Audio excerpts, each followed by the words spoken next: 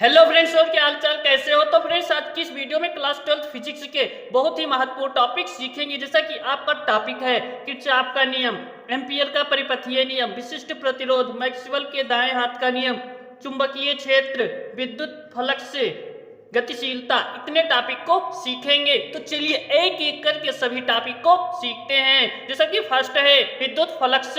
विद्युत फ्लक्स विद्युत क्षेत्र में स्थित किसी काल्पनिक पृष्ठ से होकर गुजरने वाली विद्युत बल रेखाओं की संख्या की माप को उस पृष्ठ से संबद्ध विद्युत फ्लक्स कहलाता है। जैसे कि फ्रेंड्स, इसका सूत्र होता है फाई ई बराबर ई इंटू डी एस। ये हो जाता है आपका विद्युत फ्लक्स।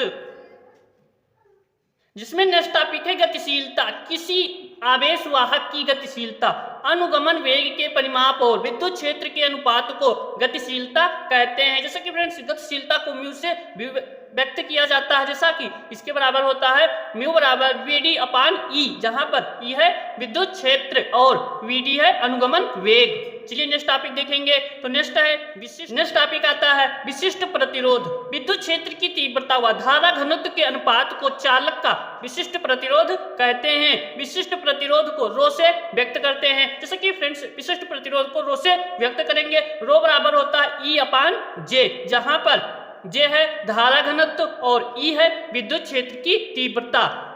विशिष्ट प्रतिरोध का मात्रक होता है ओम मीटर। Next topic.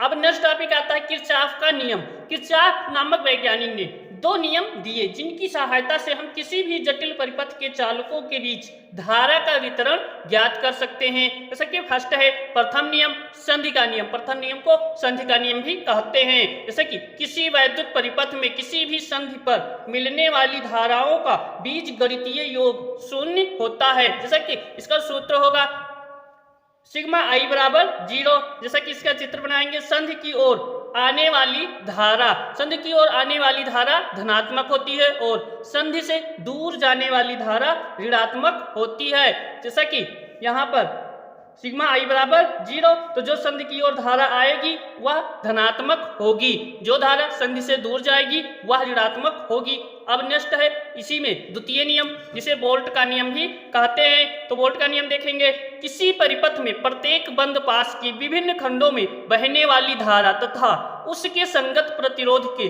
गुणनफलों का बीजगणितीय योग उस पास में लगने वाले विद्युत वाहक बलों के बीजगणितीय योग के बराबर होता है। सिग्मा आई आर बराबर सिग्मा ई, इस तरह से इसका सूत्र होता है वोल्ट के नियम का। चलिए नेक्स्ट देखेंगे। नेक्स्ट टॉपिक है चुंबकीय क्षेत्र। किसी चुंबक के परितः वह क्षेत्र जिसमें चुंबकीय सुई पर एक बल आघूर्ण आरोपित होता है, जिसके कारण वह घूमकर एक निश्चित दिशा में ठहरती है, चुंबकीय क्षेत्र कहलाता है। जैसे कि चुंबकीय सुई पर एक बल आघूर्ण आरोपित होगा, जिसके कारण चुंबकीय सुई घूमकर एक निश्चित दिशा में ठहरेगी, वही क्षेत्र होगा चुंबकीय क्षेत्र। नेक्स्ट है मैक्सवेल का दाएं हाथ का नियम।